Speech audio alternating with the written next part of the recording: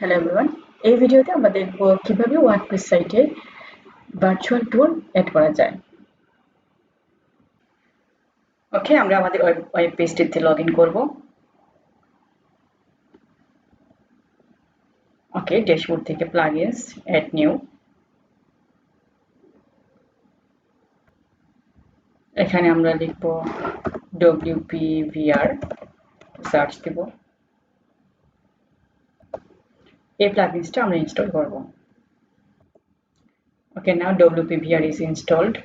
নাও আমরা এটাকে অ্যাক্টিভেট করব।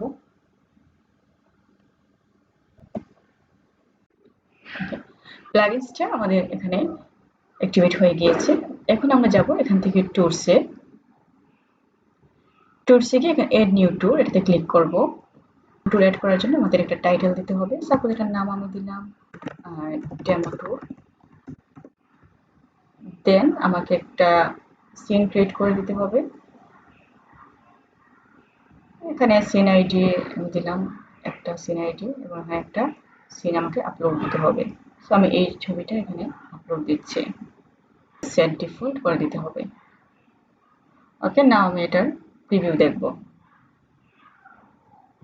প্রিভিউ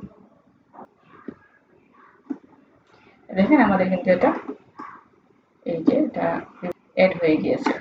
দেন আমি এটাকে পাবলিশ করব। ওকে, এখন আমি চাচ্ছি এই ভার্চুয়াল ডেমো ট্যুরটাকে আমি একটা পেজে এড করতে। সো আমি পেজে যাব, সেখান থেকে এড নিউ।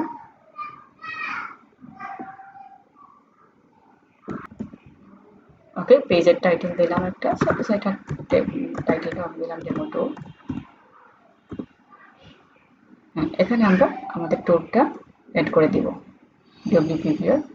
এখানে হচ্ছে আইডি, এই যেখানে ডেমো ট্যুর, এটা হচ্ছে আমরা সেট করে দিব। দেন পাবলিশ। ওকে, আমাদের ট্যুরটা এড হয়ে গিয়েছে। না আমরা ভিউ পেজে যাব। ওকে, আমরা দেখি, এই দেখেন আমাদের কিন্তু এটা অ্যাড হয়ে গিয়েছে। আমরা এখান থেকে কিন্তু দেখতে পাচ্ছি এই যে 360° অ্যাঙ্গেল থেকে আমরা ভার্চুয়ালি এটা ট্যুর করতে পারছি।